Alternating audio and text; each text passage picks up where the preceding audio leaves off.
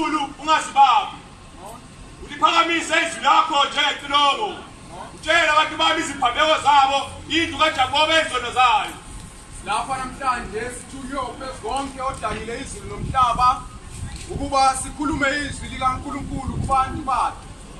Sicelayo kuba abantu bangasondela ukuzwa umlayezo esiwulethile namhlanje.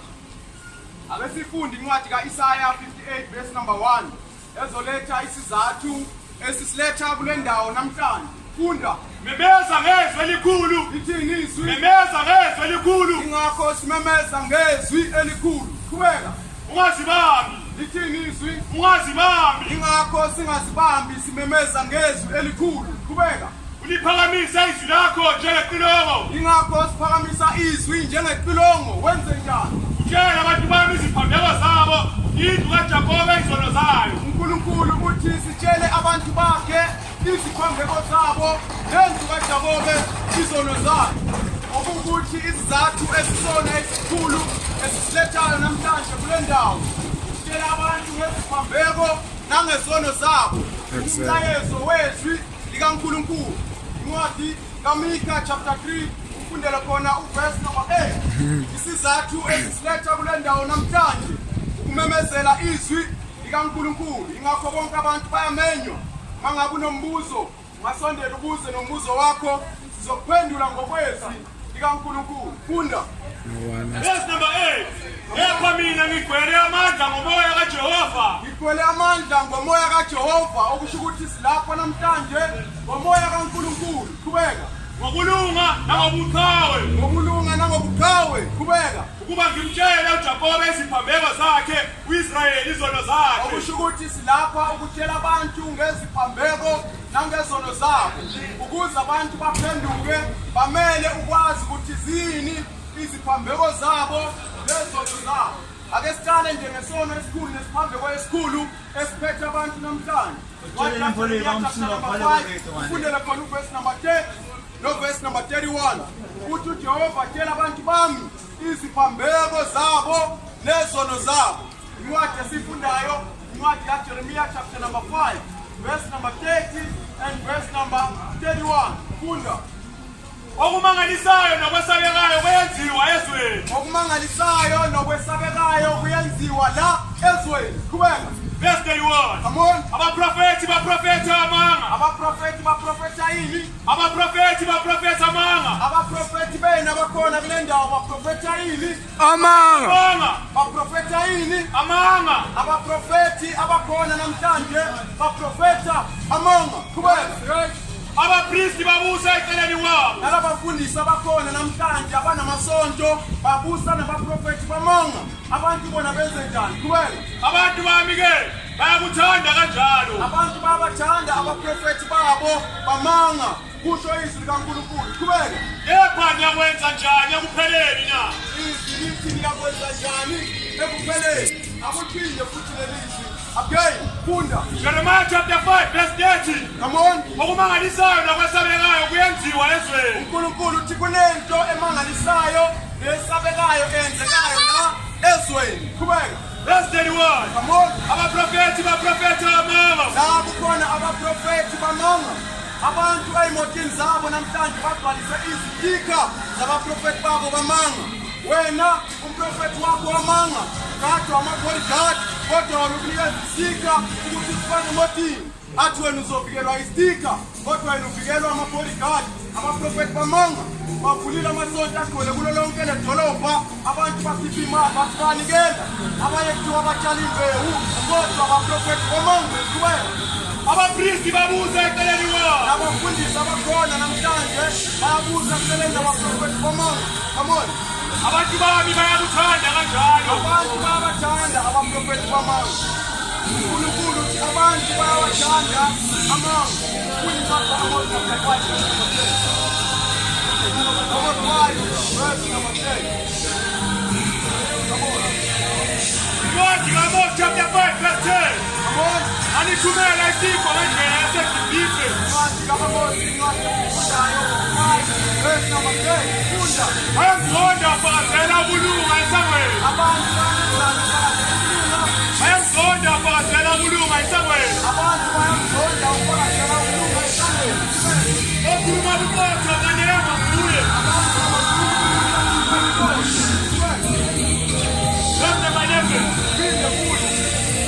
amafayini atheni ayamzonda afakazela ukulunga esangweni abantu namhlanje bayamzonda ufakazela ukulunga okhuluma ubukodwa kufanengwa kuye abantu banyaniswa noma banengwa umuntu okhuluma ubukodwa benza no awuyenyathikana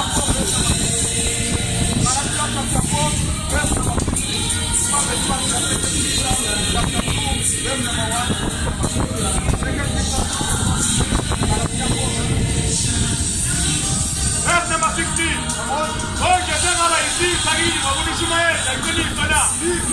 uNkulunkulu yabuza inkosi kaPawulu ukuthi sengaba yisitha nabantu ngokubathumela izwi ukuthi sebenze ngokubathumela izwi kwenziwa ube yisitha nabo ingakho nabanye bayashumayela babona ubuhle bafuna umsindo kwakuyo Galatians chapter 4 verse 16. Konke sengaba yisitha kini ngokunishumayeza iqiniso na.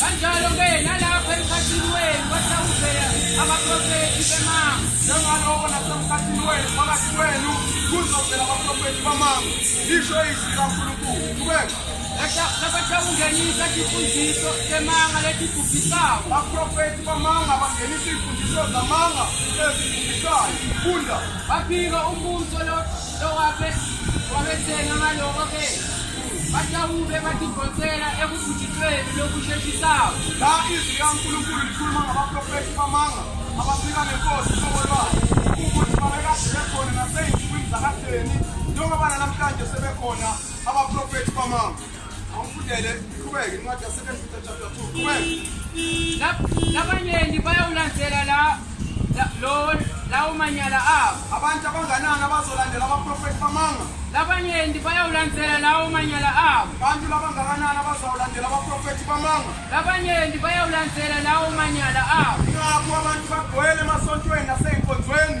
zabaprofethi bamanga lithi izwi likaNkulunkulu abaningi bawulandela amanyala abo Matthew 24 funda uverse number 11 Verse number 11. come on Bekuvela abaprofethi abamanga abaningi abaprofethi bamanga come on angathathwa wesifazane oyisipele owonakaleyo. ungathathi isibebe nomuntu wesifazane owonakeleyo qhubeka Angathathwa wesifazane olahliweyo indoda yakhe. namhlanje kukhona amadoda ehleza abafazi abalahlwe amanye amadoda okusho ukuthi ngamanye amagama uthanda ukudobha osekulahlwe omunye umuntu ekuseshaya isifuba ebhizi yomfazi awunamfazi awunayo umfazi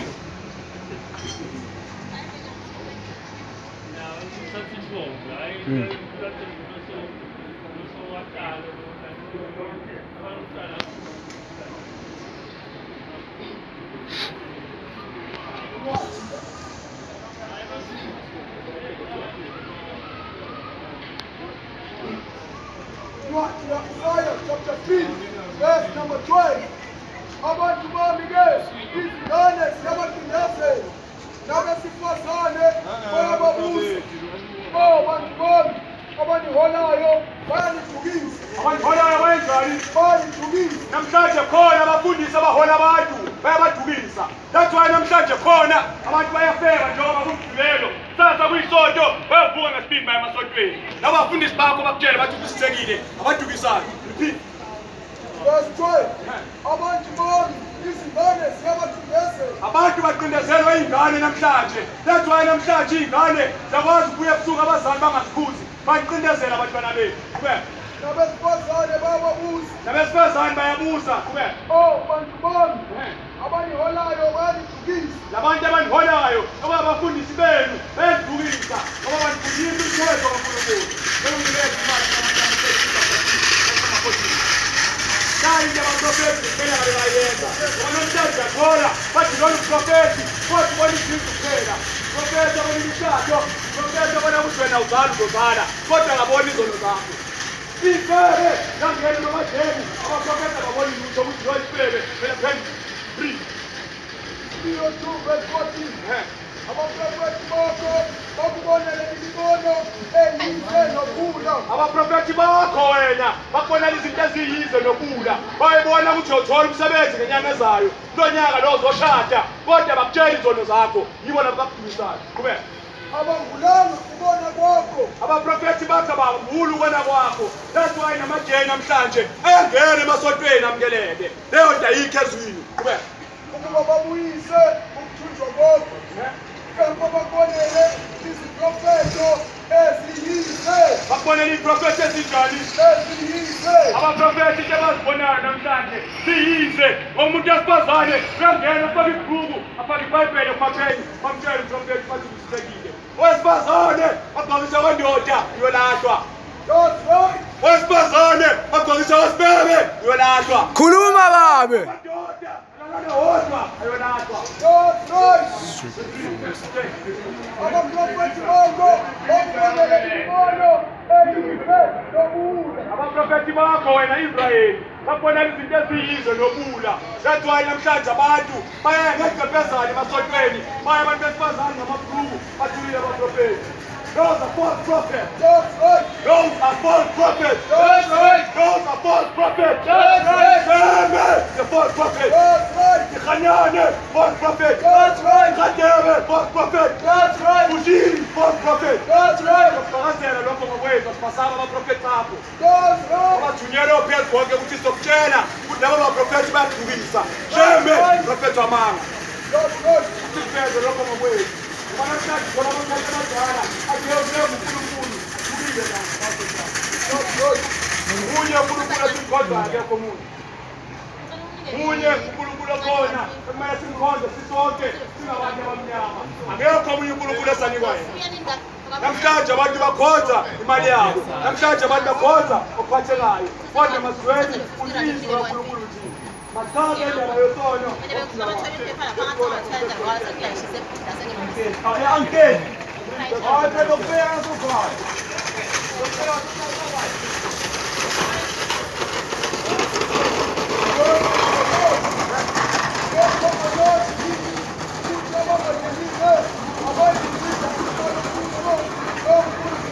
Anikwazi lokhu na abantu abangalunganga angeke balinde ifana kuso kaNkulunkulu na maningakhohliswa umuntu ongalunganga angeke ayibushelwe phezu konke qhubeka ifebe mangakhohlisi noma singayifebe kodwa ikhona phezane ngeke embusweni ngoba kuya esontweni ifebe akusho ukuthi uyayikhaya ezulwini ngoba ezulwini kuya abangcwele kuphela bayifebe shizolo zakho phansi osifazane balibhruku ishiye phansi ngoba lokho abenzayo yanengeka yanyanyisa lezokwanyanya repeat 1 Corinthians chapter 6 verse number 9 Konazini ukuthi abangalungile abayinguliza umthwalo mbuso kaNkulunkulu umbuso kabani kaNkulunkulu simemezela umbuso phezu konke asumbuso wethu waqhubeka lingadukiswa mangakhohliswa umuntu qhubeka ngoba abaprofethi bangama bathe woza noma uyisifebe woza noma ngabe unjani kodwa izwi lithi ifebe asibeke umfebe babo right nasifebe mangakhohliswa ifebe siye emasontweni zingaphendukwanga qhubeka nabakhonza izithombe nalaba bakhonza iy'thombe oshembe olihanyane abangandumisi ababantu abayangusho nophezona isipelede sikashembe shiye phansi okhona iy'thixo kanjalo isipelede sesitazi kalihanyane sishiye phansi ngoba phezu konke uzokulahla ophezu konke uthi ungakhonzi sichaze le ndaba ethixo ngoba yiyo le namhlanje abantu abangaphansi kwayo iy'thixo wophuma phakathi wazo ngoba phezu konke azange siyane ngethixo. Let us read the book of Deuteronomy chapter number 4 and let us read from verse 22 verse 23 second half. The book of Deuteronomy chapter number 4 verse number 22 unophakamisela amehlo akho ezulwini Funa uphakamisela amehlo akho ezulwini noma ubone inongo nalapho ubona khona ini inongo nalapho ubona khona ilanga nenyanga nezinkanyezi lathiwa namhlanje bakaRhanyane bathatha iy'nkanyezo bazifaka iy'pelede la leyo nto yisono namazayo namhlanje athatha ilanga ney'nkanyezi azifake ezamatheli zawo isono leyo namhlanje abantu bakhonza iy'thixo ngokungazi lathiwa isilana sizomemezela ukuphenduka ukuthi abantu abashiye ezinye ingombe bakhonza uNkulunkulu ngokuqinisa Funa nizenzele izithombe ezibaziweyo. Simo sokufanekiso ngowesilisa.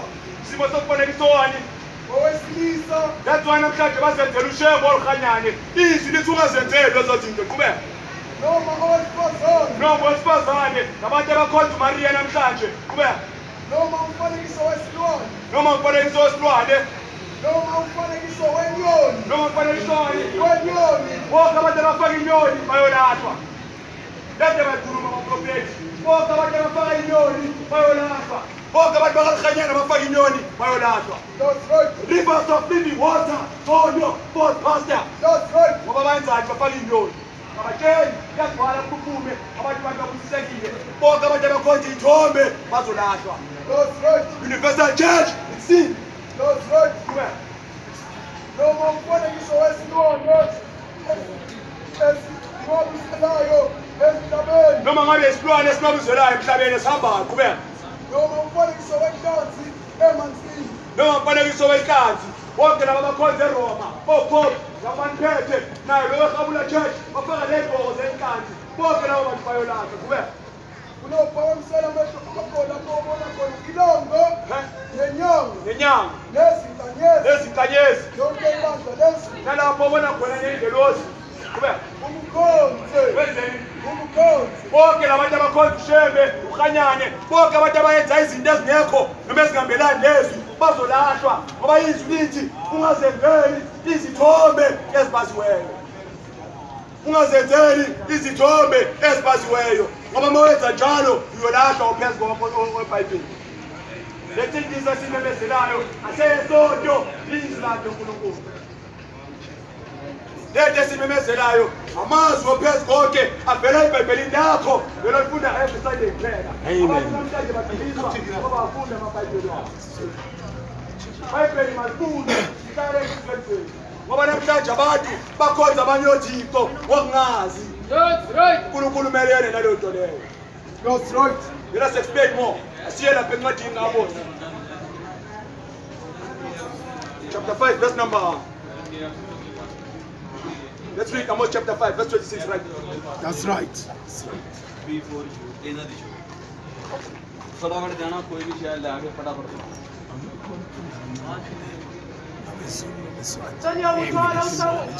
Sanyakuthala usakuthi inkosi yenu bewale inkanyezi kaNkulunkulu wenu. Nobani Inkanyezi kaNkulunkulu wenu. bonke abantu abafaka inkanyeza asiyinkanyeza yokuphezu konke wadala izulu nomhlaba bonke abantu abakhanyela abafaka inkanyeza abahamba bayalo phezu konke bazolahlwa ophezu konke manenga mfubi nethixo shiyani iy'thixo zeliphansi iy'pelede zoShembe shiyani phansi iy'pelede zoRhanyane shiyani phansi qhubeka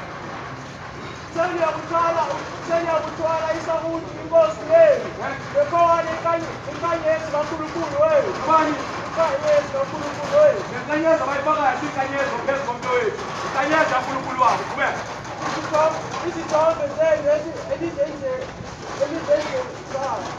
izithombe lezi nizenzileyo nina asiyithombe nayalo phezu konke njengoba sisho sithi bonke abantu abafaka izinkanyeza bazolahlwa nalamazayo namhlanje athathe ilanga athathe nenyanga bayifake ey'mpilweni zabo bazolahlwa labohlabo phezu konke azange siyale athi fakani ithixo ey'mpahleni zenu uphezu konke uthe yizwa izwi lami nenze lona nike ncwadi yezenzo chapter 7 verse number 43 konke esikhulumayo sikuthathe eBhayibhelini hayi uprofethi wakho kusasa ozokubhenzela ivesi elilodwa athi shaya izandla akafakazeli Verse 43. Notshatsha itende likaMoloki nenkanyezi kaNkulunkulu remfoni. nenkanyeza kaNkulunkulu bani Uremfoni. bonke abantu abafaka inkanyeza ziyinkanyeza zophezu konke leyo nkanyeza inkulunkulu ethixo ezikhona namhlanje ezikhonzwayo lanto kumele bazishiye phansi inkanyeza abantu kube Imifanekiso engayenza ukuba nikhuleke kuyo. kuba nenzeni Kubaluleke kuyo. That's why namhlanje abantu bayemoriya namhlanje. Every Easter, nayo Easter yasondela, bazoguguma ngamabhasi, bayele eMoriya. Ubese bonke bebanatha abaningi. That's right. Ubese bonke simkhozayo. That's why abaningi abaya eMoriya, bayokhumuja ngamabhasi ababuyi. Ubese bonke emsebenzi wakhe. Ngoba lento abayenzayo le bambene nesu la. That's right. Asibuyele endabeni yesona. First Corinthians 6 verse 9. Sichaze ukufebe ngoba yinto ekhona namhlanje. Abafundisi abangayifezi. Verse number 9. Kepha kanazi yini ukuthi abangalungile abayibulisa ifolo mbuso kaNkulunkulu na.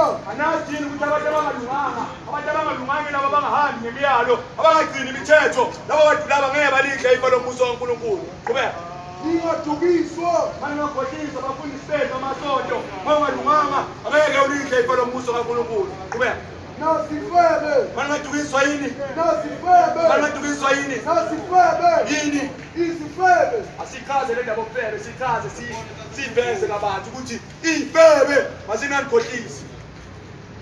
Give me a book of Leviticus 1929. Bible lithi abantu abangalunganga angeke balidle ifa lombuso ophezu konke wezulu. Maningaduliswa nayifebe. Ngoba ifebe siya esontweni. Sasa njengoba kuyisonto, ifebe ezothatha amabhayibheli emasontweni. Mayingalikhohlisi lento leyo. Kube ngathi bakhonza uNkulunkulu. Kube Verse number 29.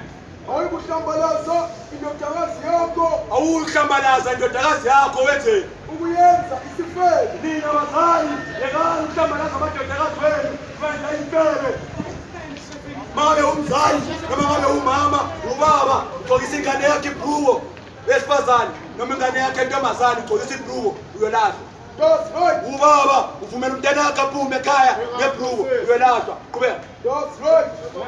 Awuyikuhlambalaza indodakazi yakho ukuyenza isifebe. Awuyikuhlambalaza indodakazi yakho. Nina abazali ke lana ukuhlambalaza amadodakazi wenu. Leyo nto leyo yenyenyeka ophezu konke. Ngoba wena umzali uthi hayi mina kumele ngigcoke ngendlela efanele. Kodwa umntana wakho uhlamba ngendlela engafanele. Leyo nto phezu konke ayizonda. Qhubeka. Funa izwe lehlelo ngufebe. Funa izwe lehlelo yini? Ngufebe. Qhubeka. Izwe ligcwele ukonakala. That's why namhlanje izwe ligcwele ubebe, izwe ligcwele ukonakala. Ngoba abazali abagcokisa abantwana ngendlela efanele. Abantwana bahlobisene ngendlela efanele bazali. That's right. Umzali umntana wentombazana makahlobe ngendlela efanele. Wathi umzali ugcokisa umntana wakho njengesifebe uyolahlwa na umntana wakho. That's right. Ngoba amadoda namhlanje amagwala ayabayeka abantwana babo bagcoka umathanda kodwa bazibona ngathi bangamadoda. Ubudoda asokuthi ube netshebe enkulu nomkhaba noma nomndeni. Ubudoda uthi ufundise izwe abantwana bakho balandele lona. That's right. Yibo lokho ubudoda. Give me the book of Proverbs 29.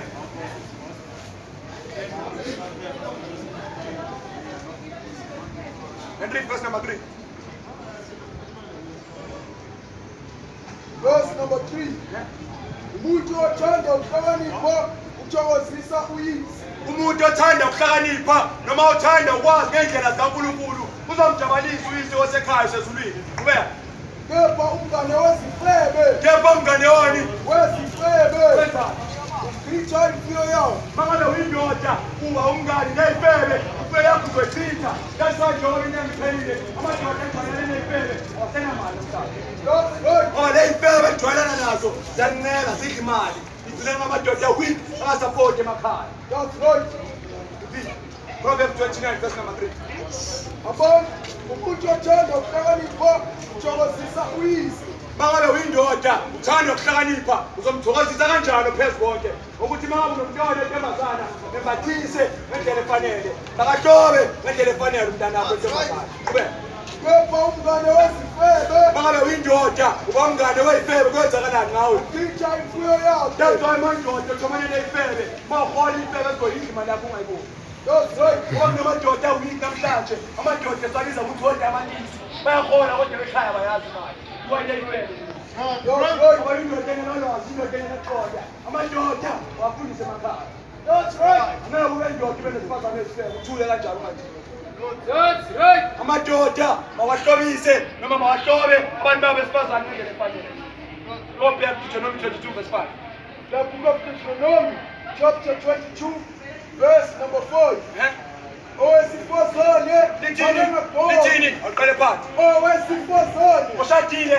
owesifazane Ushadile. owesifazane Ngoba labo abantu besifazane bathi hayi mina ngisasemusha mina. Hey ngeke ezinde ngiphendula ugogo. Izwi lithi manje umuntu wesifazane nayi ukhuluma nawe. Yena izakhuluma nabantu abashadile besifazane. Khuluma nabo bonke abantu besifazane. owesifazane Leswi lesbian ngiyakhuluma nawe. Kodwa manje umuntu wesifazane ufuna ukushada mhlaka. Lalela nani?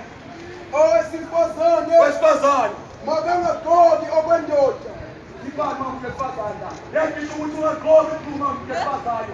Wesifazane akalifani kuwe.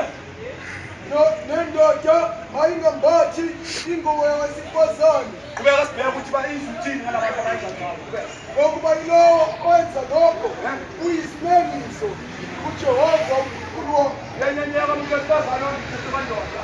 Wathi umuntu wesifazane wembatha ibhruku uyanyenyeka phambi kwamehlo ophezu konke. Ophezu konke ebazonde bonke abantu besifazane abagcoka amabhruku. That's right. Ngisho noma ngabe umfundisi wakho uyamzonda. That's right.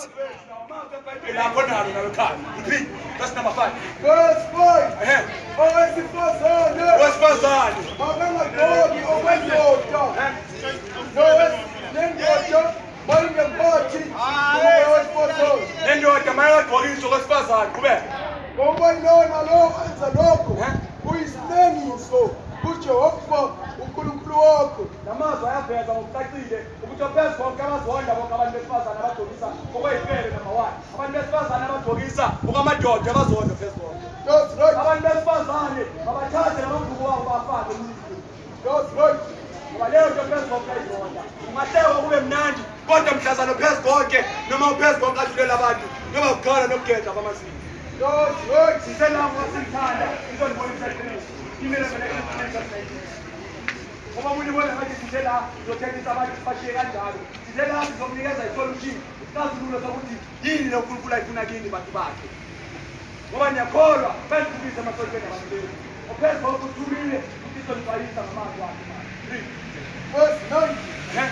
Bonke engibathandayo ngiyabasola. Mangabe wena uNkulunkulu uyakuthanda uma utakuthethise uma utakusole kumele ulimi lwakho alimele kanjalo. Kuwe Bonke engibathandayo ngiyabasola. bonke uNkulunkulu abathandayo uzobasola abathethise leyo. Lapho wesilaso memezela leyo nto. Kuwe Ngibayala. uyabayala kuwe. Ngakho-ke sisekela uphenduke. Abantu besifazane abawashiye amabhuku phansi baphenduka. Abantu besifazane abafaka amawindi lawo abawashiye phansi baphenduka. Kimi 1 Timothy 2. That's right. Abantu abamnyama namhlanje abosisiphethu noma methu abasizalayo bayazonda namhlanje. Bathatha iy'nwele zabelungu bazifake emakhanda. Kuzonda lokho. That's right. Wathi umuntu wesifazane ufake iy'nwele zasezandla ekhaya uyazonda. That's right. That's right. Umuntu wesifazane umnyama ufana nathi namhlanje uyelo. Wayezihlele ifakayo emakhini. Uyazonda kanjalo. That's right. Namhlanje abantu abamnyama nathi babona ngathi iqala ngafanele. 3. 1 Timothy chapter 2. Verse 9. Eh? Ngokunjalo nabesifazane Abashadile. abesifazane Mangabe wena umuntu wesifazane nalezi lelikhuluma nawe. Lithi ngokunjalo abantu besifazane bayenze njani? mabagqoke izingubo ezifaneleyo. Abesifazane mabayele ukugqoka amabhruku ngoba bayolahla. Gqoka izingubo ezifanele. Kube Bazihlobise ngokuhlonipha nokuqonda. sokuhlonipha kanjani umama omdala khipha amadiveni. Kanti okuhlonipha mara wena. Umama omdala ugqokise kwasibele uzohlonipha obani?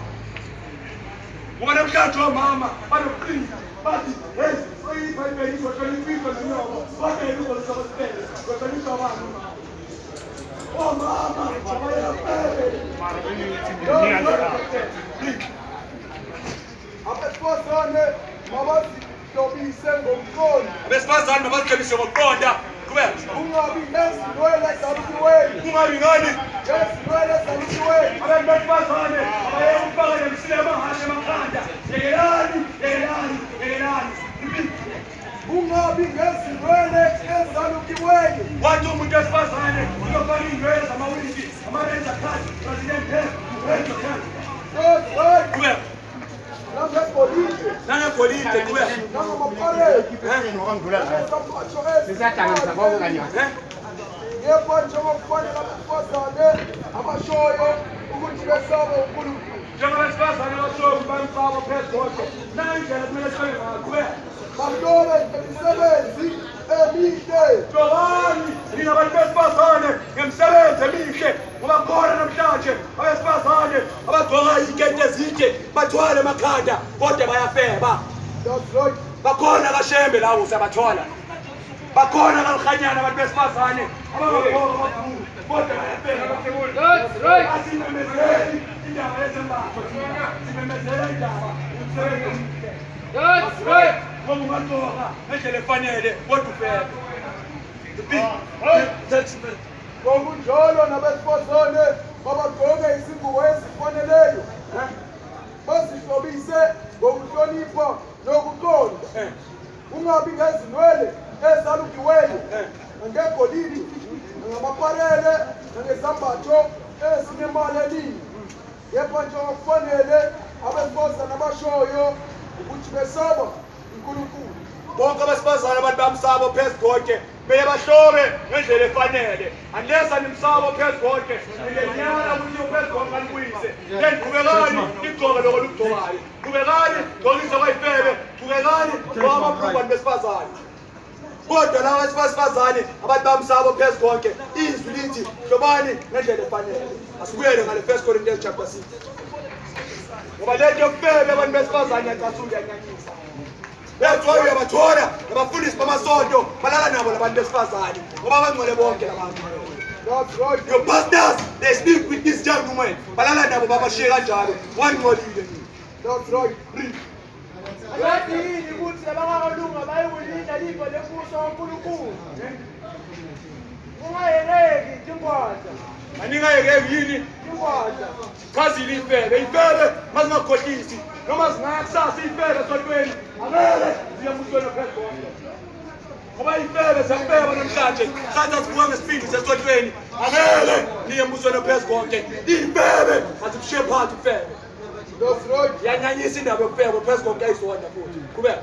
Jala bakhona kiThixo. Nalabo bakhonza izithombe bonke abantu bamashembe abakhanyane amadlozi bonke abantu abakhonza insiko bazolala. That's right. Etiphini. Nani Etiphini. nani Etiphini.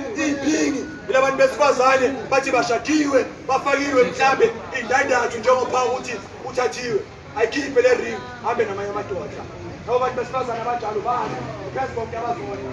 Give me Matthew chapter 5 verse 27 and 28.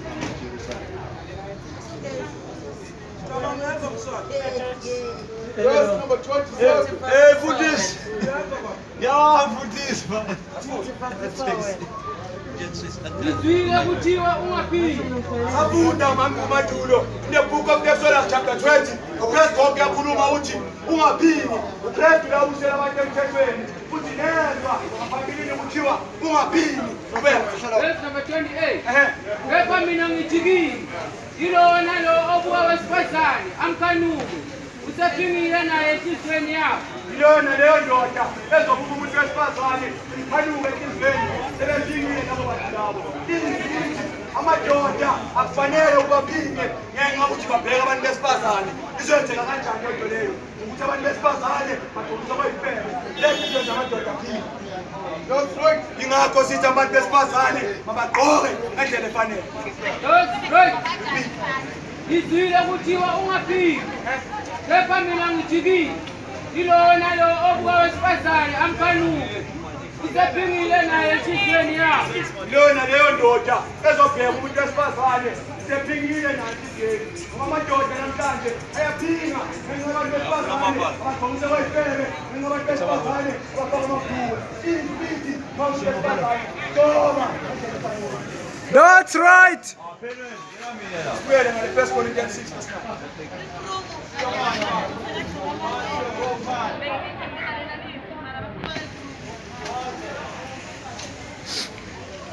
Verse number 9.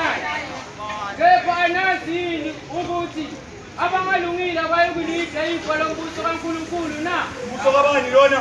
kaNkulunkulu. Lo mbuso osumemezelayo umbuso ophezulu konke. Izwithi anazi yini ukuthi abantu abangalunganga angeke baye ezulwini. Qhubeka. Lingajuliswa. Bangakhohliswa ngoba khona namhlanje abafundisi abangakhohlisa. Bangakhohliswa wena. Qhubeka. Ngathi Ipele, azinokhotisi kubeka. nabakhonza izithombe Abanye abakhonza izithombe, okhanyana nothembe, bangakhothisa abo bantu kubeka. neziphingi Nezini, abantu besifazane basathiwe, kubeka balala namanye amadoda, ayaphinga nabo. Namadoda azobheka abantu besifazane abakhanuke, ayaphinga. Izwi lithi ningakwenzi lokho, kubeka. nazihlobongi Nani? nazihlobongi Nani? nazihlobongi Ishoboni namadoda awisa. Ishoboni namadoda amathisa, amadoda anenhlelo yemkhaba. Amadoda umthetho webhonke. Ukuba indoda asukuthi ube nenhlelo yemkhaba. Ngoba umuntu uzovuka omunye ubudala bakhe lana. Athe bazokutshelana abafana, mina nguba bomuzwe. Kodwa ekhaya lakho uzamuntu esifazane. Indoda weak, indoda engaphelelanga. That's right. Bona amadoda nesimo, amadoda nemisebenzi. Right? Mayindoda kumele ube indoda nomsebenzi, hayi ngokwesimo sobudoda. That's right.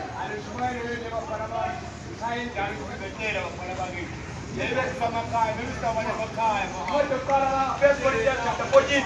Let us read verse number 20.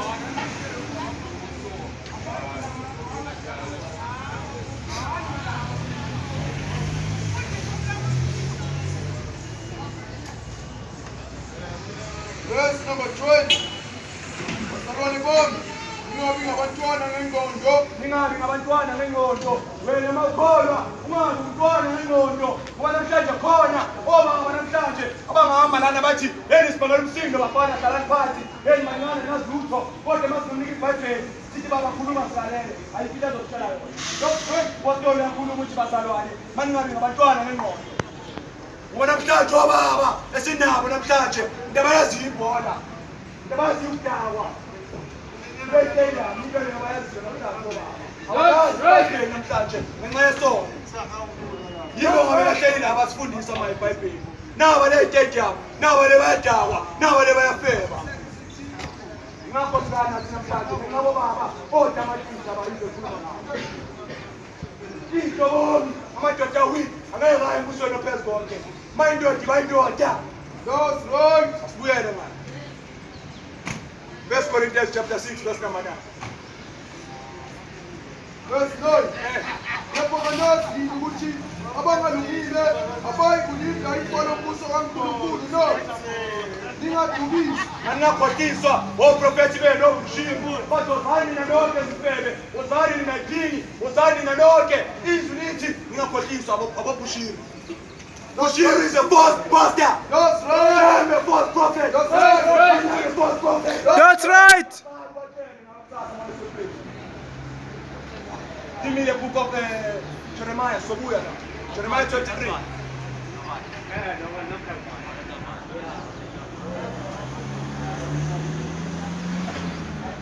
Verse 16. That's 2 Malaban. Okay, that's good.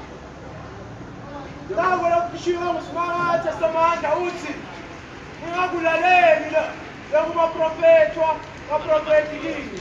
Nawo phezulu konke akushoyo kini bantu. Uthi ningakulaleli lokho abaprofeti bena bakushoyo. Kubeka. Banigcwalisa ngemathemba langemanga. Banigcwalisa ngani?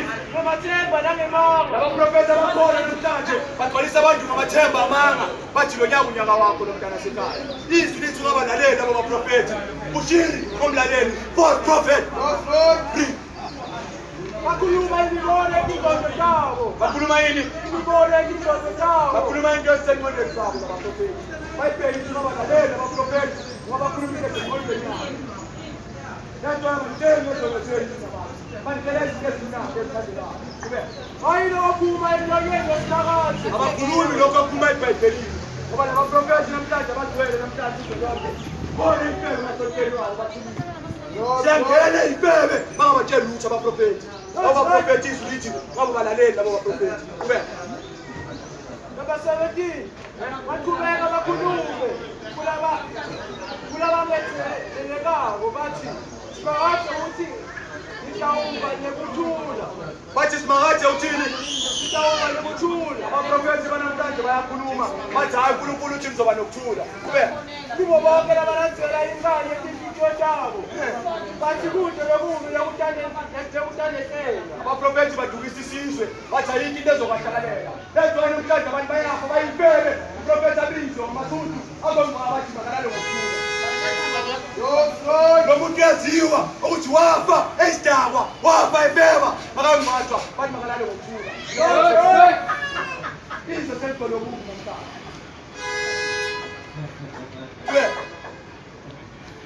Verse number 18. Verse 28, let's try. 28. Verse number 28. Prophet on a book, makalibambise iphupho. Uprofethi onephupho makeze nephupho lakhe sihlole. Qhubeka. Onesilomi, makalikhulume isilomi ngeqiniso. Mangabe uprofethi wakho unezwi likaNkulunkulu makalikhulume ngeqiniso. WeBhayibheli lithi wesifazane mangagqokwa ekhulu. Mangabe uprofethi wakho uthi uyophezu konke ngeke ayifihle leyo nto. Kodwa ngoba abaprofethi bakho bazijumile abayisho leyo nto. Bafuna imali. Bafuna imali zabantu ayikho into abayifunayo. Qhubeka. Ngalokho bheka, imelene nabaprofethi, kusho uJehova. Phezu konke umelene noBushiri. Phezu konke umelene noShembe. Phezu konke umelene noLukhanyane. Bonke labo abaprofethi bamanga. Asifazane thina. Ayele Nkosi Pastor. That's right. Simsaba uLukhanyane.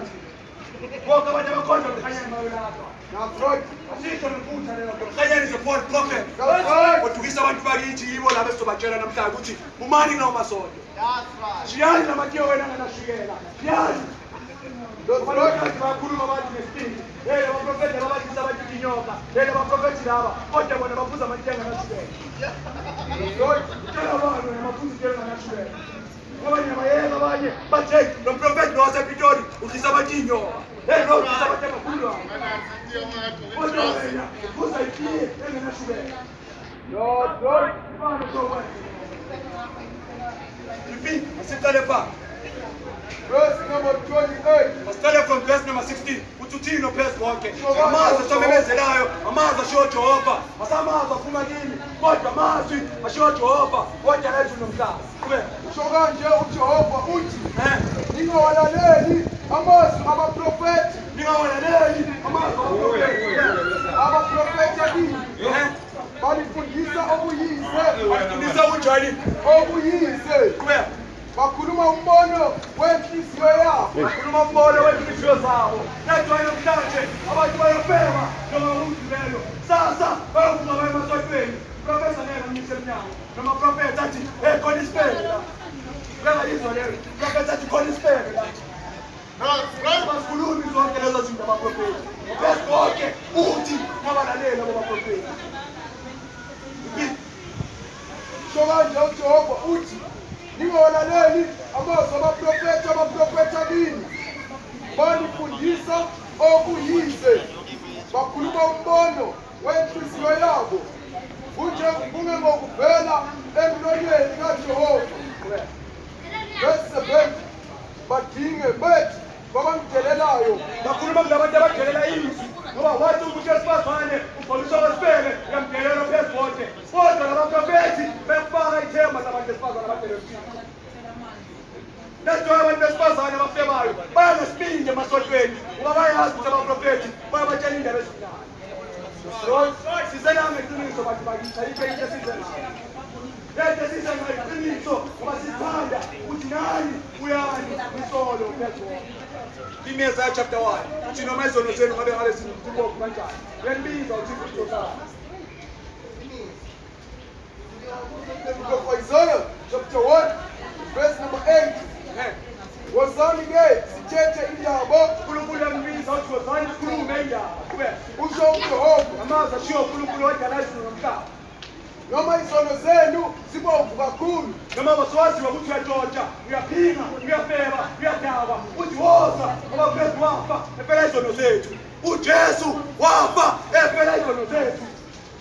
Mangabe wena uthi usindisiwe kodwa usaqhubeka uyafeba, uyadakwa, usindiswe kuphi? Ngoba namhlanje khona laba bathi sindisiwe mina. Kodwa lo muntu lona usaqhubeka nokufebe, qhubeka nokudakwa, usindiswe kahle. Bafanele ukuthi usindiswe ezonweni zakho. Awusindiswa esontweni, usindiswa ebubini bakho. Qhubeka. noma izono zenu zibomvu kakhulu, ziyakuba mhlophe njengekho. uNkulunkulu uyathembisa ukuthi uzonigeza izono zenu. Noma ngabe besezimnyama, noma ngabe besezibomvu, uzozali kini uzonigeza. Qhubeka. Noma besinjengokubende, ziyakuba njengoboya bezimvu. Ehe. Uma nivuma nilalele, Uma nenzani? uma nivuma Nilalela. Phela izono zenu zodezwa. Uma nivuma nilalela izwi. Kube Ngiyakuda okuhle kwezwe. awuphezu konke uzongibusa ibayizwayo ubusona phakathi. Kube Yebo umanala. Nihlubuka.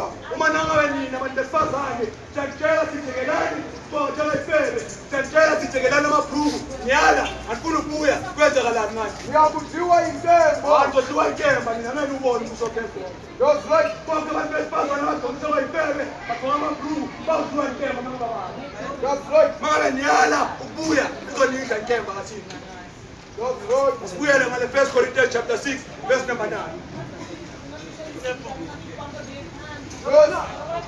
Anadini ukuthi abangakulunga bayibulisa lifa lembuso kaNkulunkulu. Angikwazi lokhu na ngiyakholwa kodwa ngiyazi ukuthi indaba abantu abavumile abayibusele phezu konke aniyazi na leyo nto kuwena Ingayemeli inkonzo. maningakhohliswa ifebe kuwena Labakhona Thixo. nalabakhothi iy'thombe banganikhohlisi labantu abakhoza ukukhanyane tshembe banganikhohlisi kuwena Yatiphingi. ney'mpingi abantu besifazane bashadiwe bamabalala banganikhohlisi ngoba nabo labantu besifazane bayaya emasontweni omunye thola umfundisi wakho uyaphinga une-Ben10 ngaphandle eshadile angakukhohlisi nalo muntu wesifazane kuwena Labakhula labalala nabo. nani Labakhula labalala nabo. heyi leyenyanyisa-ke kokuthina khona amadoda amabili ahamba lalane bathi bazaka abantu besifazane ezweni amadoda alalane iyenyanyisa leyo nto yabathola la bantu emasontweni namhlanje uyawathola amageye emasontweni That's right. ngoba bafundisi babambeni lokuthi banemali abantu bazonikela kodwa thina amageye siyawatshela sithi phezu babo That's right. indoda nendoda elala nenye indoda leyo nto yanyanyeka ngophezu kona That's right. nikeza incwadi kalevi The book of Leviticus, 13:18 I'm not right chapter number 18, verse number 22. let's read Verse 22. Ungalali nowesilisa kama nowesifazane. lo mthetho ukhuluma namadoda nina madoda ningalali lodwa kube ngathulana nomuntu wesifazane Ungalali nowesilisa kama nowesifazane. ungalali nenye indoda kube ngathulana nosisi noma kube ngathulana nomama kube Kuyisinengiso. kuyanyanyeka lokho kuyinto enyanyekayo kuyisinengiso kube Uma indoda ilala nowesilisa njenganowesifazane. Bobabili benzile isinengiso. no-two nina lawandawana amadoda ntalala nezinto enyanyekayo ezweni kwenzakalani manje Bobulawa nokubulawa. wobulawa nokubulawa that's why silana namhlanje somemezela indaba yokuphendula ukuthi uma bekhona amadoda lalana wodwa mawashiye le nto yabo enyanyekayo babuyele kuthina That's right. baningi abantu besifazane bazikhethela kodwa namhlanje amadoda ahamba alalana wodwa enyanyeka leyo sibone sendoda zilalana abantu nje kuphela bavuka kuhlala ngibile vuka Exodus chapter 9 abantu kuphela noma bavuka kuhlala ngeke ubone isibane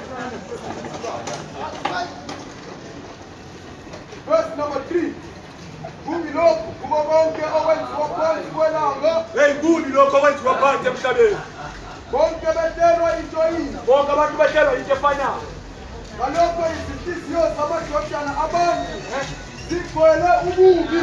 iy'nhliziyo zamadodana abantu zigcwele ububi zigcwele isono Nokuhlanya kusezinhliziyweni zabo. nokukhanya bububi Kusezinhliziyweni zabo. masowubona amadoda namhlanje avuka kuhlanya uzowabona sewahamba lalana wodwa leyo nto leyo kuhlanya That's right. ngoba indoda lala nenye indoda uyahlanya That's right. ugcwele ububi enhliziyweni yakho you need to repent ngoba phezu kwambuzo kulapho That's right. sibuyele ngale 1 Corinthians 6 verse 9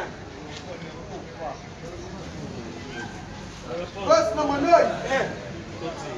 Ngalazile ukuthi abangalungile abayikulinda ifa lombuso kaNkulunkulu na. abangalunganga andikwazi lokhu ukuthi abayi kuswena phezu konke kubeka Ningadukiswa maningakhohliswa nazifebe. iy'febe njengoba kusasa ezovuka zemasontweni lento mangakhohlisi ubone ngakonke sezulwini iy'febe mashiye phansi ufebe babo kubeka Nabakhonza izithombe. nabantu abakhonza iy'thombe olukhanyana oshembe bayolahla lokwadlaba nabo bonke abantu abakhonza uJesu omlungu bayolahlwa. That's right. Abantu abakhonza uJesu omlungu bayolahlwa. That's right. Abakhonza uJesu omlungu bayolahlwa. That's right.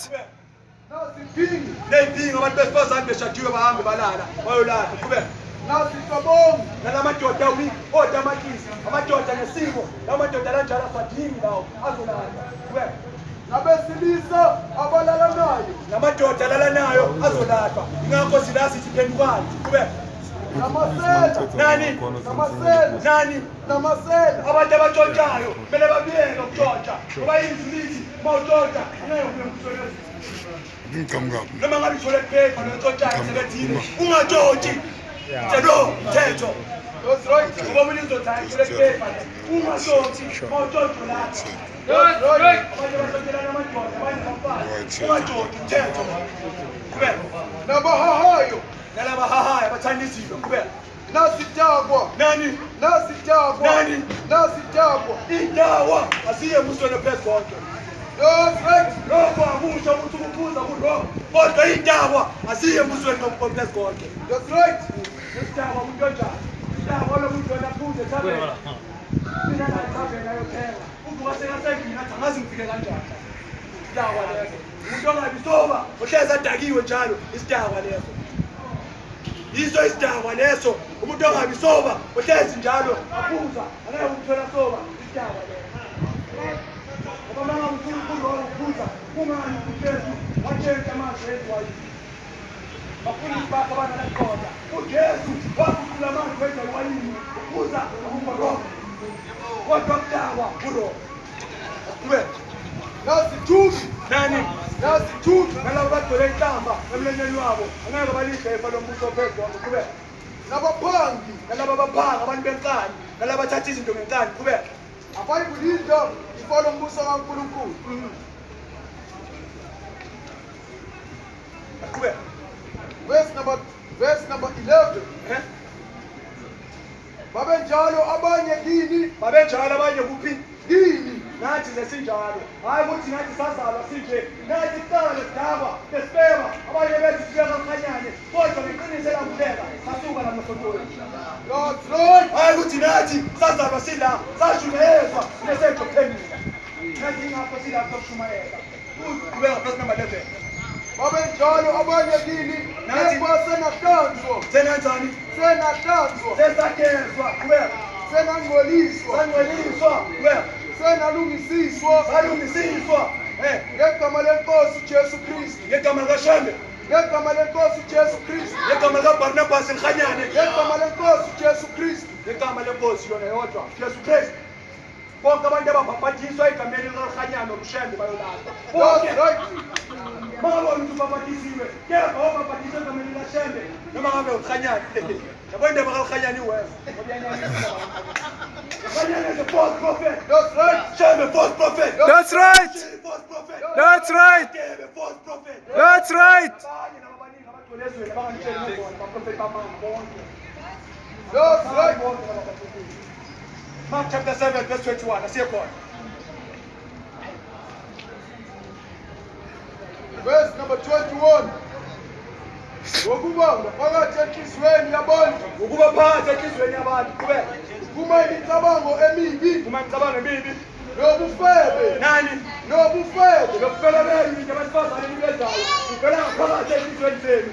Ukubebe uvela phakathi. That's why we msiyeke nje lokufela beyinto ngoba inhliziyo yakhe leyo. Qala phansi le verse. ngokuba ngaphakathi enhliziyweni yabantu Ukuba ngaphakathi kuphi? enhliziyweni yabantu Abanye bathi hayi uNkulunkulu uvela inhliziyo. Ngane nje ngizokwenza kanjani? Hayi uNkulunkulu uvela inhliziyo. Ithini lelizo? ngokuba ngaphakathi enhliziyweni yabantu uNkulunkulu uzoyibheka inhliziyo yakho mntana wami. Athi nayi into ayibonayo phakathi enhliziyweni yakho. kuphuma imicabango emibi Uma ngicabanga emibi nobufebe lokubela kuvela ngaphakathi enhliziyweni yakho. Qhubeka. nokweba Lokweba ukutshontsha. Qhubeka. nokubulala Nani? nokubulala Nani? nokubulala Lokubulala abantu abakwenzayo. Umuntu mhlawumbe athi ngiyamgcoza ubani, amfakele umshevu, omunye amfakele omunye mhlawumbe amkhwaze ngomehlo, omunye noma uyamdubula. Ngoba kuney'nkabi ezinesibindi sithi hey ngiyinkabi mina, hey indoda kaZulu ngiyabulala, asikusabi. That's right. Asikwesabi. That's right. asebesaba ukufa thina. That's why abanye bazothi erukhanyana uthi uprofeti Roma ngengulala thuku. Ukhanyana is the false prophet. That's right. Basana abaprofeti. Give me the book of 1 John chapter 3 verse 15. Sichaze ukuthi uchaza ukuthini ukuthi nababulali ubulala kuma ngaphakathi. Nani thetheni ukuma ukubulala. Verse number 15. Lo ozonda umzalwane wakhe ungumbulali. Linda futhi kukamise izwi. Lo ozonda umzalwane wakhe ungumbulali. Lo wenza njani? Lo ozonda umzalwane wakhe ungumbulali. Wantwana khona umuntu ongithonayo enhlizweni yakho. Sombulele. iBhayibheli lithi uma ukhona umuntu omzondayo umbulele. Ndadwana namhlanje basifazana abali bathi hey ungangitsheli ubaba umntwana engizonda leyo. Manje lo umbukele ngaphezu kokuthi phezulu. That's right. Sibuyele ngale siqhubeke Mark chapter 7. Verse number 21. Ukuba ngaphakathi enhliziyweni kuvela imicabango emibi, Cabanga imibi, nobufebe, ufebe, sichazile ufebe. nokweba, Sichazile. nokubulala, Ehe. nokuphinga, Nokuphinga sichazile. nokufisa, Nokufisa izinto ezokukhanuka noma zokukhalela izinto. Vela ngaphakathi enhlizweni qhubeka. nokushinga, Nokushinga lezi zinto zokuhamba imidlubo amaphakathi. Lezo zinto lezo zishiye phakathi. that's right. Shiye phakathi lezo zinto lezo. Yes, Omunye right. uthi hayi ngidlubusha bami. Inkosi izobulala ngalobusha bakho mhlaba. That's right. Funa inkosi ebusheni bakho. Nathi asikho la ngoba sigolekile. Silabo abafikele phezulu zonke. Uthi sizixwayisa lezo zinto. Qhubeka. Nenkohliso, Nenkohliso abanye banenkohliso. Omunye ezazi ukuthi unendoda. Hamba eshalwa indoda. Athi hey anginandoda mina. Kodwa yazi ukuthi unendoda. Ayiphike indoda yakhe. Wasekayasheba. Lo njalo ngumkhohlisi. Qhubeka. nokungabi nanhloni, Lokungabi nani? nanhloni, Lokungabi nani? nokungabi nanhloni, Abanye amahloni abosisibethu nomhlaba. Nani? nokungabi nanhloni, Abanye amahloni osisibethu namhlanje. Bahamba bakhipha amathanga abanandaba. Bahamba baveza amacleavage abanandaba. Bahamba bagqulusoka ifebe abanandaba. Lonke leyo mali nanhloni evela enhlizweni yakho umelishiye phansi. that's right. Imali nanhloni uyisola. Uthini uma umuntu esifazane uthini ekhaya uzibona udonise lesifebe. Yini ekhulumayo ngenhliziyo yakho? Ngiyazibuza yini? Bangasitshela yini odadewethu? Veza bababone, veza. Veza bababone nabo bemhlolo. Bayahamba baphuma emakhaya banje. Abantu banje banyanyisa ezweni phezulu. Abantu abanganamahloni banyanyisa. Uphuma thini umuntu esifazane aphuma nje? Akanamahloni umuntu nje. That's right. Yanyanyisa ke le yanyanyisa. Into phezulu konke ezobahlulela bonke abantu abanganamahloni abadonisa bayifele uzobadaka. Nokungabi nanhloni, Lokungabi namahloni, qhubeka. leso elibi, Neso elibi ucabangela umakhelwane akhe intombi. Uthi hayi vele lo ngimbona ngesikhathi ebusweni eyuyena othothele khona. Kodwa unabufakazi. Nami leso elibi ongaba nalo umakhelwane wakho sono leso. Qhubeka. nokuhlambalaza, Yokuhlambalaza omunye uzothi sila izindelo umprofeti wamanga noma sila sikhonza uNkulunkulu yahlambalaza. Qhubeka. nokuzidla, Nokuzidla impakamo leyo abantu engavuka enhlizweni zabo. Qhubeka. nobuwula, Nobuwula. Nani? nobuwula, Nobuwula. Ukhona ubuwula ebantwini besifazane emhlabeni. Kimi Proverbs 9:13 sokuya. Abantu besifazane abagcwele namhlanje ezweni bayiziwula. Ngisho noma bangabe banama-degree bafundile asukuhlakanipha lokho. Asiqale lapha kuProverbs chapter 1 verse 20. Siveze lokuhlakanipha kukaNkulunkulu ukuthi akufani nokuhlakanipha kwala emhlabeni. Ungazihlanganisi lezo zinto lezo. verse number 12. Ukuhlakanipha kuyamemeza emigwaqweni, Silaso memezela lokuhlakanipha kwaNkulunkulu emgwaqeni. That's why sila esitradini samemeza manje. Ayiqali namhlanje lento, qali khona. Qhubeka. kuyezwakalisa izwi lakho ezigcawini, Ezwakala izwi laNkulunkulu egcawini. Qhubeka. emashalashini emigwaqo kuyaduma, Emashashalazini emgwaqo kuyaduma. Qhubeka. nasezikaleni zamasango omuzi kuyakhuluma amazwi akho uthi, Eh. kweze kube yinini iziwula zithanda ubuwula na? Kuyoze kube nini abantu besifazane abayiziwula bathanda ubuwula babo na? Mbuzo lo. Kuyoze ibe nini lento? Ngoba inkosi uJesu yabuya maduze. Abantu besifazane ngiyodonsa kasifebe kuyoze kube nini? Abantu besifazane ngiyagcoka amabhruku kuyoze kube nini? Qhubeka. Neziteleli zijabula ukudelela. Nezideleli sijabula ukudelela. Bonke abantu izwi bazobheka. Namhlanje bona sivesile amavesi angaka. Izwi lithi umuntu wesifazane angagqokiswa kwendoda. Sasa bazovuka ngenkani yabo baye emasontweni. Kuyoze kube nini lento eniyenza abantu besifazane? Kube Neziwula zizonda ukwazi no. Kuze kube nini iziwula zizonda ukwazi no. kuyoze kube nini iwula zizonda ukwazi na? Kube Uyani ngokusola kwami. uyani ngokusola kwakhe. Silazi ngokusola abantu ukuthi uyani. uJesu wanifela uyani nonke. Kube Bekani ngiyakuthulula umoya wami phezu kwenu. phezu konke ethembisa ukuthi ngizothulula umoya wami phezu kwenu. Ngoba namhlanje emasontweni uthola umuntu wesifazane ufake ibhuluku athi unomoya. Lenkinga yikho. That's right. Bonke abantu besifazane basemasontweni abafaka amabhuluku bathi bahola umoya. Asumoya kaThixo. That's right. Asumoya engcwele. Bonke abantu besifazane bayagqoka icephe baye emasontweni bafake amabhuluku amapintshayo bathi sola umoya. Umoya kaSathane. That's right. Kube Ngiyakuthulula umoya wami phezu kwenu. Nginazise amazwi ami. uNkulunkulu uzomazwana asisa amazwi akhe. Asiye lapha encwadini kaJakobe chapter 3 verse 14. Siveza lokuhlakanipha kaNkulunkulu esize ngakho. Ukuthi lokuhlakanipha lokhu angeke ukuyele esikolweni. Lokuhlakanipha lokhu kuyambula.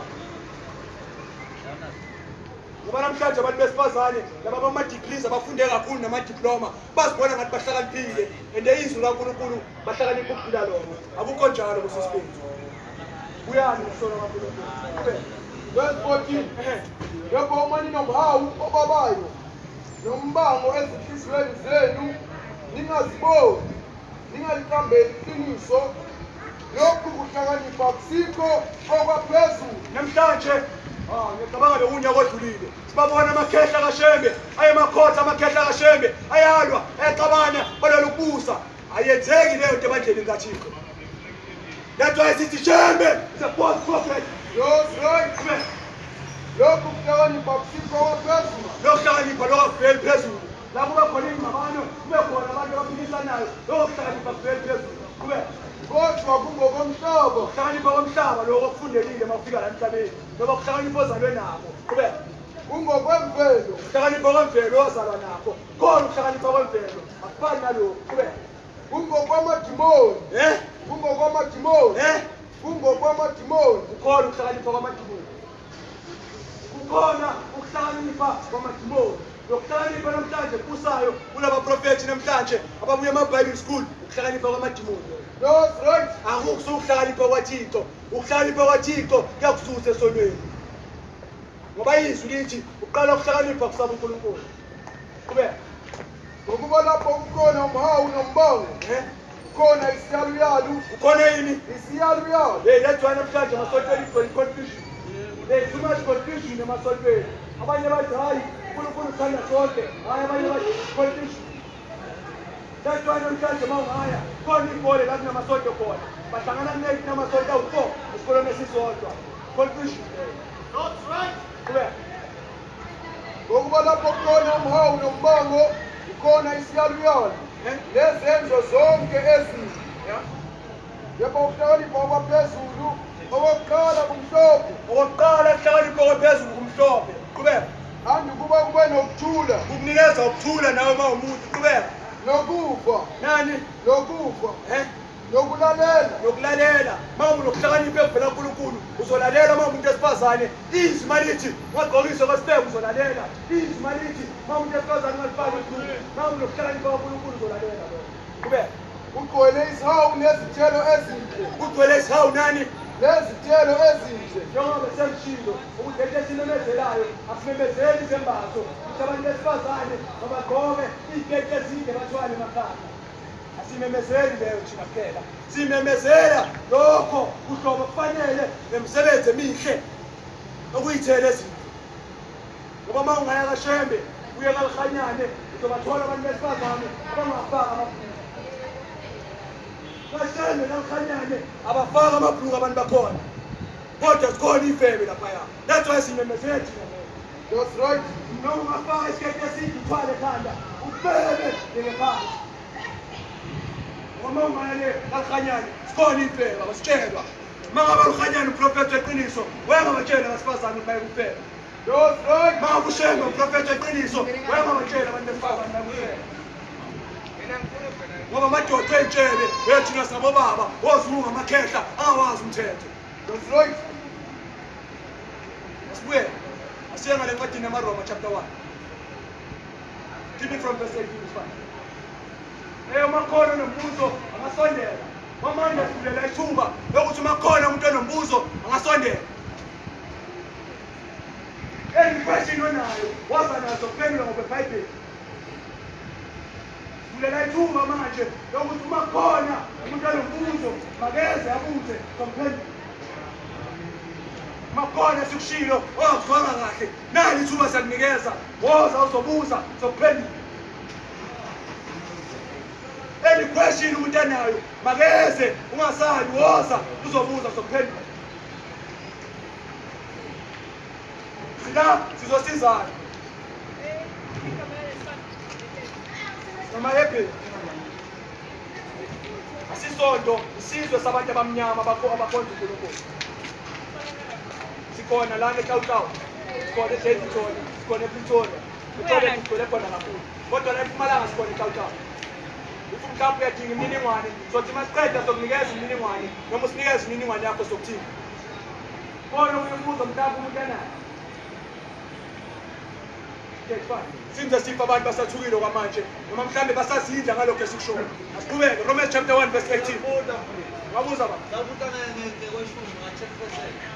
Baya phakathi kwabo. Ukuba uNkulunkulu ukubonakalisile kubo. Verse 20. Ngokuba ungabonwa kwakhe futhi amandla akhe aphakade nobuNkulunkulu bakhe ubonakala kwabakweleti kwezwe. Wabonakala wasekudaleni kwezwe. Amandla kaNkulunkulu wabonakala wasekudaleni kwezwe. That's why manje izwi lithi intukuthelo waphezulu konke yavula ivela ezulwini kubo bonke abantu abangamsabi uNkulunkulu. Qhubeka. Ngokuba ukuqondakala ngezenzo zabo ukuze kungabi nakuzilandulele.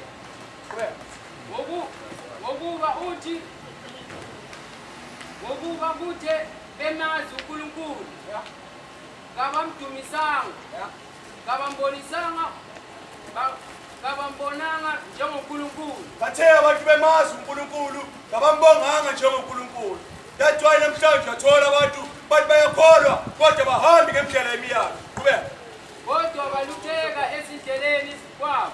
Balutheka endleleni enhliziyo yabo. Qhubeka. Inhliziyo yabo engaqondiyo yabamnyama. Inhliziyo yalabantu abangamesabi uNkulunkulu, inhliziyo zabo zabamnyama. Qhubeka. Bezisho ukuthi bahlakaniphile. Besisho ukuthi bahlakaniphile ngoba banamadiploma, banamadegree. Kodwa phezu konke baye babiza. Qhubeka. Baba iziwula. Baba iziwula ngoba ukuhlakanipha kwakho ngokwemvelo angeke usebenze ukuhlakanipha kwamanje. Qhubeka. Nenkazimulo kaNkulunkulu ongabhubhiyo. Nenkazimulo kaNkulunkulu ongabhubhiyo. Inkazimulo kaNkulunkulu onjani? Ongabhubhiyo. Nenkazimulo kaNkulunkulu onjani? Ongabhubhiyo. Nenkazimulo kaNkulunkulu ongabhubhiyo.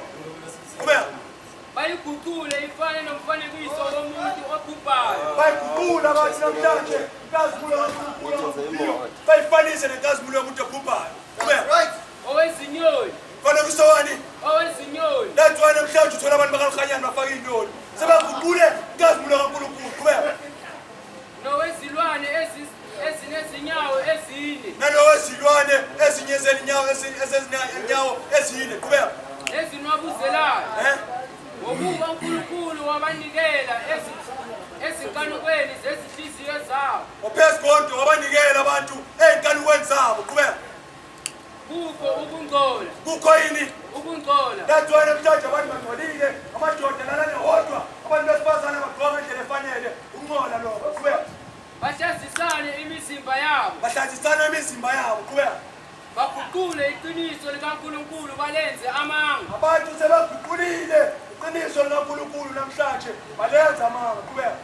Bahlonipha bakhonza okudaliweyo kunomdali ongobona abantu namhlanje bahlonipha babonga okudaliweyo kunomdali. That's why namhlanje abantu basambonga phezu konke babonga uShembe babonga uLukhanyane ophezu konke bambeka indawo.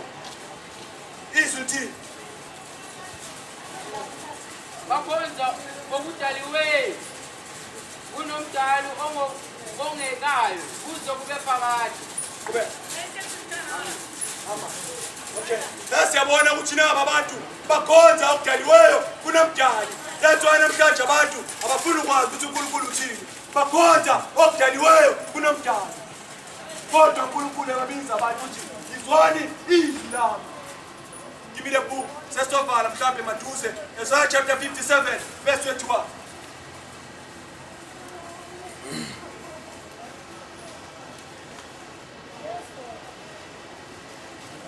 Verse number 21.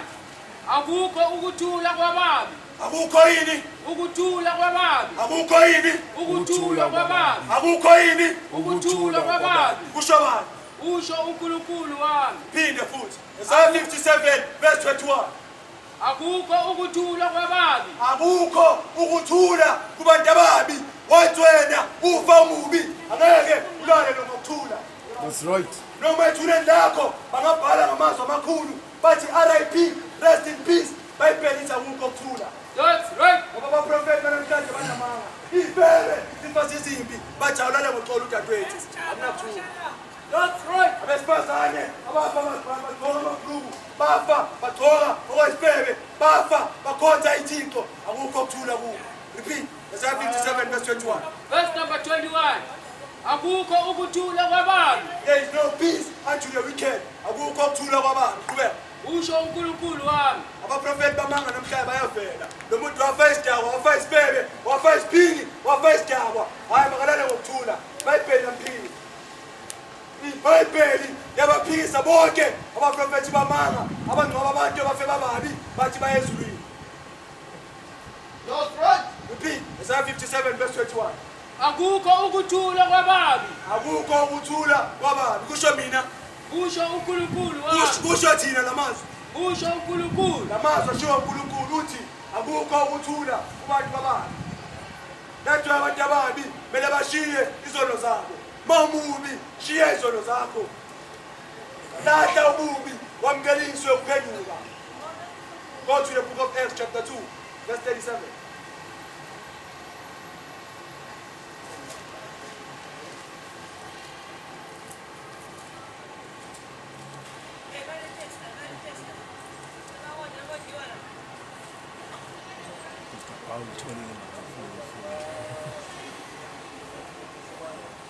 Bathi bantu labakubo lokhu bahlabeka etinhlitiweni base bathi kuPetro nakulabanye abapostoli pho bazalwane singakwenza kanjani.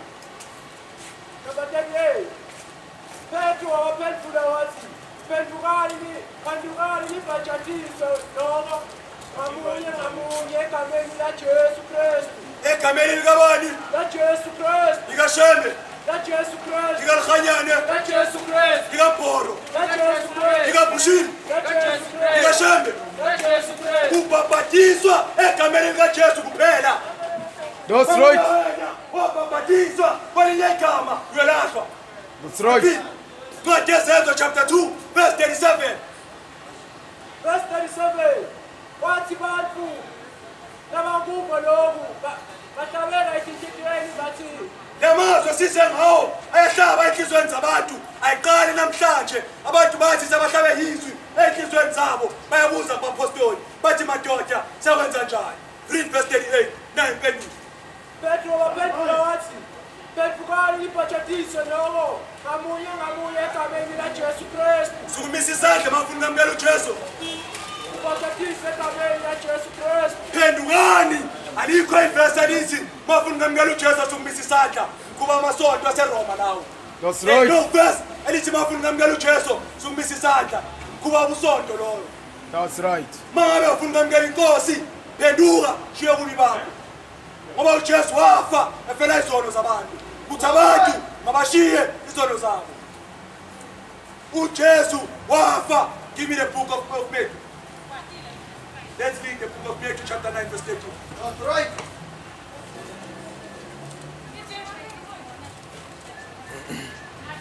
Manje sokhuluma kancane ngalokho abantu abakuthandayo abathi ibusiso namhlanje abantu bathanda ibusiso bathe nginganahlulela hey ngikhuluma amazwi asindayo ake nisibusise manje sizobusisa abantu ke ngokweBhayibheli hayi ngokomsonto wakho noma ngomfundisi wakho sizobusisa ngokweBhayibheli esithi manje ncwadi Esitadini.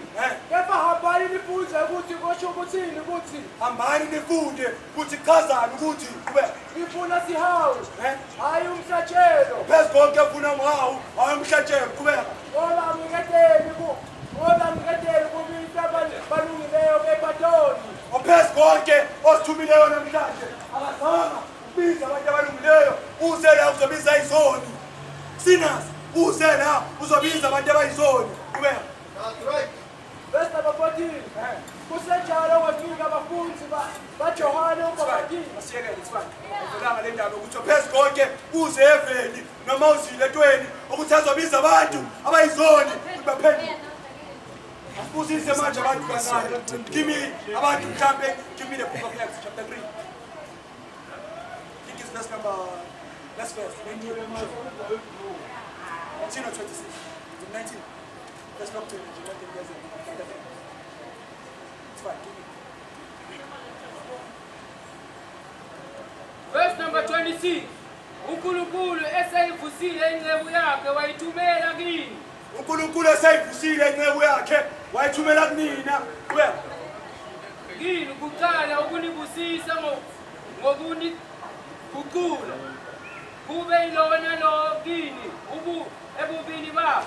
uNkulunkulu eseyivusile inceku yakhe uJesu uthe makafa ngesuku lwesithathu evuswa azange yavuka ezulwini wathunyelwa kithi uqala kube lona loyo ashiye izono zakhe yizo leso isibusiso ngoba namhlanje abantu bafuna ibusiso isibusiso ukuthi abantu mabaguqulwe ezonweni zabo Matthew chapter 5 verse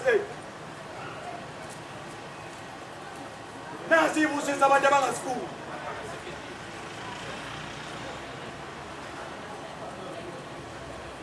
Verse number 8. Babusisiwe abanenhliziyo ehlanzekileyo. Banjani? Babusisiwe abanenhliziyo ehlanzekileyo. Babusisiwe abantu abanenhliziyo ehlanzekileyo. Mangabe inhliziyo yakho enesono, izwi lageza, uyabless, ubusisekile. Nasi ibusiso mntana sekhaya. Yekelani le ibusiso zamasonto wenu ozokuduka. Nasi ibusiso zikaNkulunkulu. Matthew 5 verse 8 funda futhi. Babusisiwe abanenhliziyo ehlanzekileyo. Babusisekile abantu abanenhliziyo ehlanzekile. Nasi isibusiso. Qhubeka. Ngokuba bayokubona uNkulunkulu. Mangabe wena usagcokisa gospel. Mangabe wena umuntu wesifazane usafaka ibhruku. Mangabe wena usakhonza ukhanyana. Mangabe wena usakhonza ushembe, usakhonza amadlozi. Uyashaka, uyatshontsha, uyaphinga. Angeke uye emusweni phezulu konke. Angeke umbone phezulu konke. Ngoba izwi lithi babusisiwe abantu benhliziyo ehlanzekile ngoba bayembona phezulu konke. Qhubeka. Linde futhi verse number 8. Babusisiwe abanenhliziyo ehlanzekileyo. Ngokuba bayokubona uNkulunkulu. Babusisiwe abalamulayo. Ngokuba bayokuthiwa abantwana bakaNkulunkulu. Babusisiwe nalabo abalamulayo. Uma khona impi engabakhona, babusisiwe abantu abazolamula. Ngoba labo yothiwa abantwana bakaNkulunkulu. Uyangale Revelation chapter 1. Read verse number 3.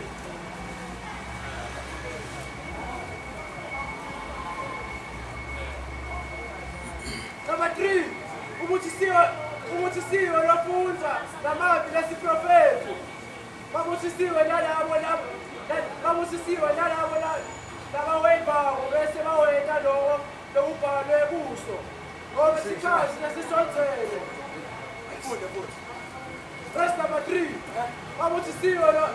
Ubusisiwe lofunza ngamazwi alesiprofethi. Ubusisiwe umuntu ofundela amazwi alesiprofethi. Qhubeka. Babusisiwe nalabo labawendako bese enda lokubhaliwe kuso. Ubusisiwe nalozozwa lamazwi alesiprofethi enze lokho okulotshiwe kulencwadi. Bonke abantu abazwayo lamazwi benze kanjalo. Leso isibusiso uNkulunkulu asinikeza sona. These are the blessings of God. That's right. Yizo lezi ibusiso. Hayi le ibusiso zamasonto. Nasi ibusiso uNkulunkulu azimezelayo. Ezwe lonke lapha abantu bakhe bakhona.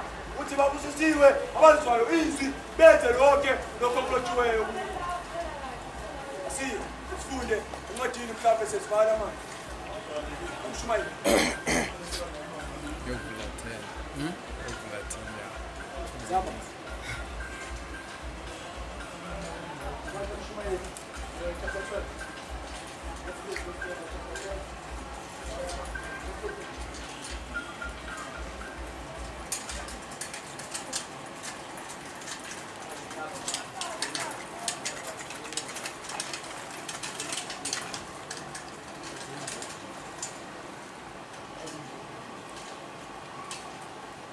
Verse number 13. Nakhu kuphela kwendaba.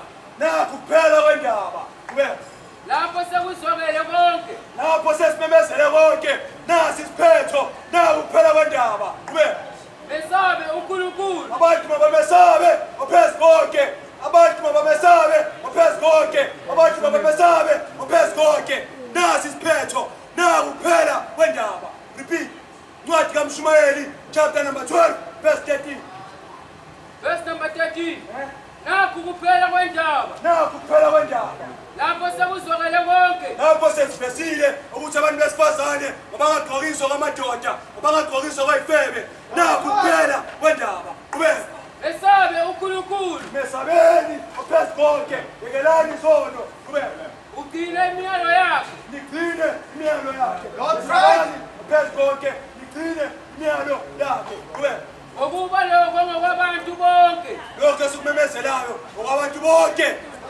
Letha sinto yesonto, asumkhuba wesonto, okwabantu bonke abantu bayakholwa. Lesimemezelayo. Letha esimemezelayo eyabantu bonke, asumkhuba wesonto le. Lokho esikumemezelayo asumkhuba wesonto, okwabantu bonke abantu bayakholwa. Mesabe uNkulunkulu ugcine imiyalo yakhe. Why? Ngokuba uNkulunkulu yakuyisa yonke imisebenzi okwahluleleni. uNkulunkulu uyayisa yonke imisebenzi ekwahluleleni. Read there again, verse number 13. Nakhu kuphela kwendaba. Nakuphela kwendaba. Kubeka. Lapho sekuzwakele konke. Lapho sesimemezele konke. Kubeka. Mesabe uNkulunkulu. Mesabeni ophezu konke odala izulu nomhlaba. Ugcine imiyalo yakhe. Nigcine imiyalo yakhe. Ngokuba lokho ngokwabantu bonke. Lokhu okwabantu bonke abantu bayakholwa. Siyathanda namhlanje ukuba sibonge inkosi esithumileyo namhlanje phakathi endaweni ukuze sikwazi ukumemezela izwi lakhe. Njengamanje sesiyavala sithi siyabonga inkosi nabo bonke abantu abathe ukusiboleka indlebe. Sengathi loba abalizwile izwi bangasizakala enhlizweni kube ukuphelela enhlizweni zabo udunyiswe inkosi elinaphakade. Uma khona nombuzo noma udinga imininingwane eminingi angaqhumana nathi. Shalom. Shalom. Shalom. The square pattern.